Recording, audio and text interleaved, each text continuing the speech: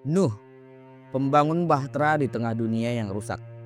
Nuh hidup di zaman di mana seluruh dunia sudah begitu jahat, dan hanya dia satu-satunya yang tetap hidup benar. Tuhan menyuruh Nuh membangun sebuah bahtera besar sebagai tempat perlindungan dari air bah yang akan menghapus bumi. Itulah yang membuat kisah Nuh begitu luar biasa. Ketaatannya membangun bahtera besar meskipun belum pernah ada hujan sebelumnya. Dan melalui dia, umat manusia serta seluruh spesies binatang diselamatkan dari kehancuran. Nilai utama Nuh adalah iman yang radikal, ketaatan dalam ketidakmasukakalan, dan kesetiaan di tengah generasi yang jahat. Abraham, bapa orang beriman. Abraham dipanggil keluar dari negerinya untuk mengikuti Tuhan ke tempat yang belum ia kenal. Meski usianya lanjut dan belum memiliki anak, ia tetap percaya bahwa Tuhan akan menggenapi janjinya. Puncak dari imannya terlihat saat ia rela mempersembahkan Ishak, anak perjanjian itu sendiri, hanya karena Tuhan yang meminta. Momen ini menjadikan Abraham simbol iman sejati sepanjang masa. Nilai utama Abraham adalah iman yang luar biasa, pengorbanan, dan kepercayaan penuh terhadap janji Tuhan. Yusuf, dari sumur ke istana. Yusuf mengalami banyak penderitaan, dikhianati oleh saudara-saudara kandung, dijual sebagai budak, difitnah, dan dijebloskan ke penjara. Namun di balik semua itu, Tuhan sedang mempersiapkannya.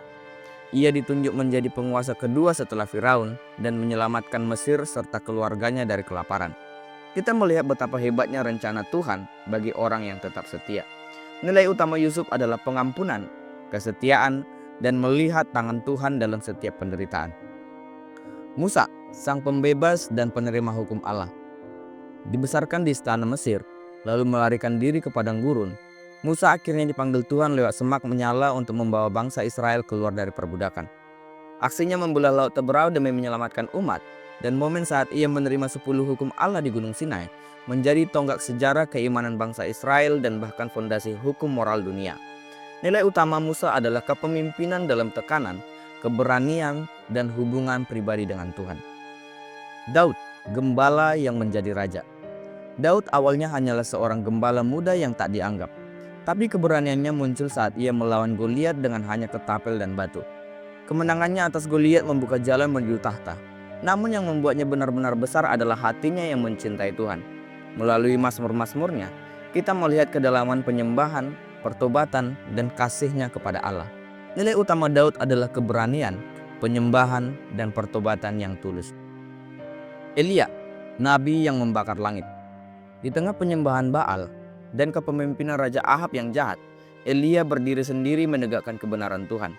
Keberaniannya diuji ketika ia menantang para 50 Nabi Baal di Gunung Karmel. Dan dalam doa satu kalimat sederhana, api Tuhan turun dari langit membakar korban. Elia dikenal juga sebagai nabi yang diangkat ke surga tanpa mengalami kematian.